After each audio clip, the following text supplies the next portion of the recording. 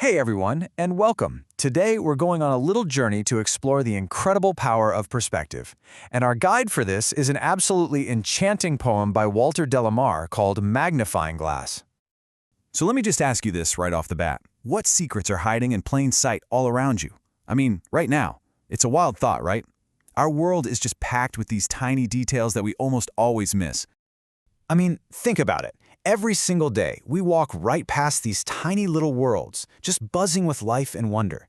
But what would happen if we actually stopped for a second and just looked a little closer? Well, that is exactly what we're going to do today. We are about to unlock one of these hidden worlds. And our key? It's a gorgeous poem that might just change the way you see everything. The poem is called Magnifying Glass by Walter de la Mare.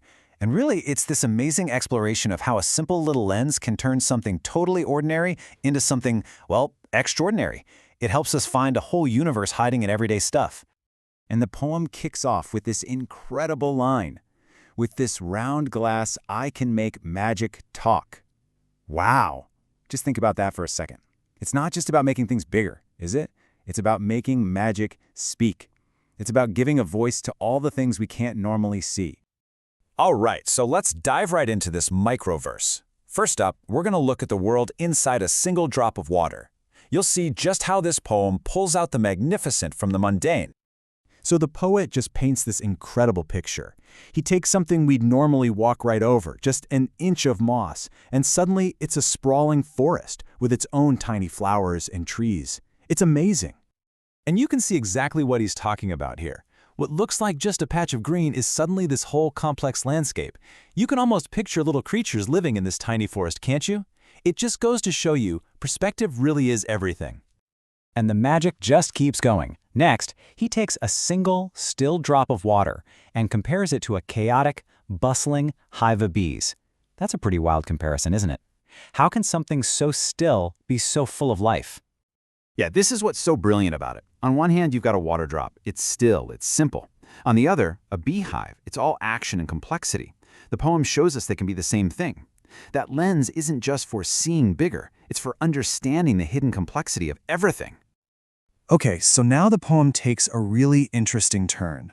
We're moving from just wonder and beauty to what you might call nature's hidden dramas. Because when you look closer, you don't just find beauty, you find the raw, unfiltered reality of nature too. Yeah, this new perspective shows us something way deeper than just tiny forests. It pulls back the curtain on the fact that life, on this tiny scale, is this constant, relentless drama of survival. Listen to the language here. We're suddenly talking about a spider's tigerish claws. Whoa, all of a sudden, this isn't just a pretty scene. It's a life-or-death situation. The lens is showing us the predator and its prey, those silly flies that have no idea what's coming. And you know, these tiny dramas are happening literally everywhere, all the time, right under our noses. They're these epic stories of survival and conflict, just waiting for us to notice if we just take a second to really look. So we've gone from a piece of moss to a spider's web. It's been quite a journey. But hold on, because there's one last, absolutely massive leap in scale coming. We're going from the microscopic all the way to the cosmic, from a water drop to the moon. So, okay, we've seen the tiny world. But how far can this power of perspective really go? Like, what are the limits? How far can one little lens actually take us? And this is where the poem just blows your mind. The poet imagines that with lenses just like his little magnifying glass, looking at the moon, it would feel so close. It would seem like you could just walk there in an afternoon. Just incredible. It's such a cool idea, right? The exact same way of looking, that focused curiosity that shows you a whole world in an inch of moss.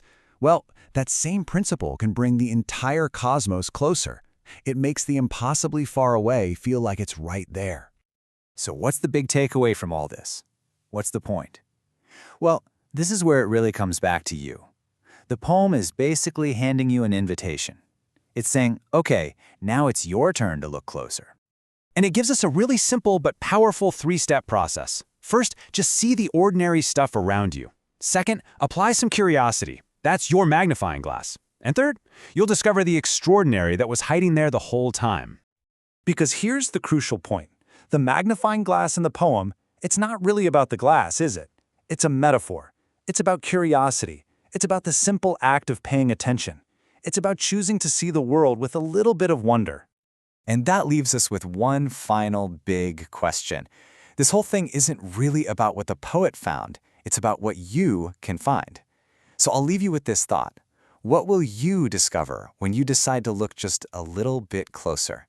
The world is definitely waiting.